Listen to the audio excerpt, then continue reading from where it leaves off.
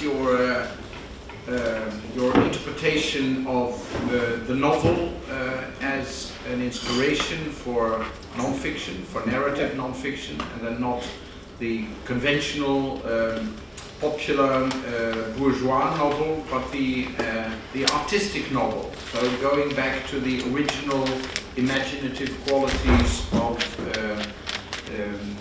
the world of novelists.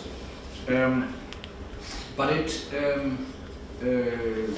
provokes the question, if you accept these very high-ranking artistic novelistic examples, what direction does that suggest for narrative non-fiction? How should we nurture narrative non-fiction? How should we direct it towards those wonderful examples? Well, in general terms, I would say that the thing is, Richard put it beautifully just now, the thing is not to take the novel for granted, which is probably something we do too often. So what would a great non-fiction work look like? I don't know, let me pick up another of Neil's examples yesterday. I mean, George Packer's Beyond Whiting is a very interesting book, a very intriguing book in many senses, and I think it owes some of it. Of course, it owes a lot to his own field research on his subjects and so on, but I think it owes also a lot to the fact that he was looking, he had very much in his mind a work like John Dos Passos USA or Manhattan Transfer or things like this. Maybe it's just wishful thinking of my part, but I think that looking into these examples of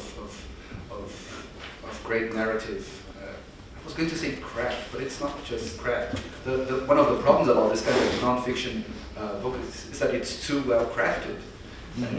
It's, in a sense, too well written. But looking at these great models might suggest other and different and diverse takes on whichever subject interests you at the moment.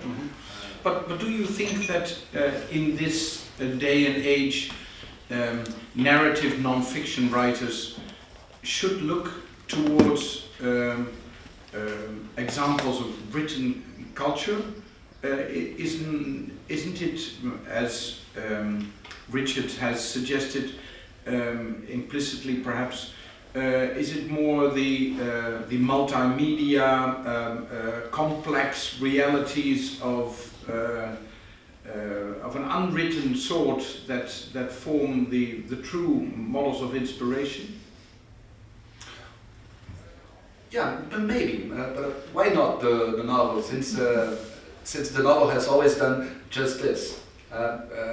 Think of a novel like Ulysses or Don Quixote again, and these writers were taking a look at everything around them, from chivalric novels, in the case of Cervantes, or the Greek epics, in the case of Joyce, but also at today's newspaper or tomorrow's website, and so on and so forth. The thing about the novel is that it mixes everything up, and it's been a defining trace of the novel ever since it came out. I mean, I remember Bakhtin saying that the distinctive thing about the novel is that it's up everything that is around it. Each and every genre, the tragedy, the epic, the lyric, everything goes or can go into the making of a great novel, and this is very much behind, I think, most of the novels I quoted, for example. So yeah, why not take a look at websites, multimedia, the TV, rumors, but also the modernist novel and works like the ones we've been talking about. I think it's not really my cup of tea, but David Foster Wallace is an example that comes to my mind. He's probably one of the most interesting authors who have written non-fiction in recent years, and I think that the effectiveness, the interest of his writing comes also from his obvious links